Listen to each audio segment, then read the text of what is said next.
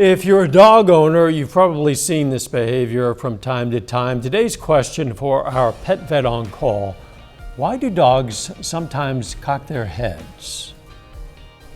Well, two things come to mind. Number one, obviously they're listening and they're hearing something.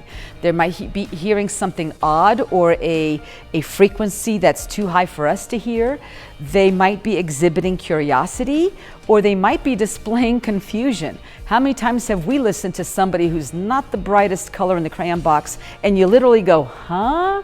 Same thing. They're listening and hearing something. The other thing could be a pathological problem, an ear issue, pain in the ears, ear infection, allergies. They could have dental pain. They can have vestibular disease. They can have a neurological problem. So you probably should have that checked out, because the first one is kind of cute. The second one may need attention.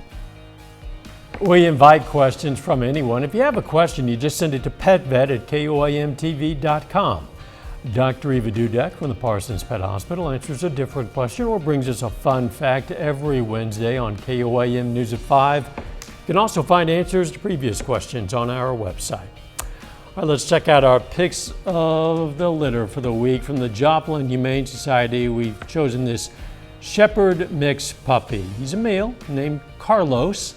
And from the Southeast Kansas Humane Society, we have this Husky Lab Mix, a 3-year-old male named Diesel.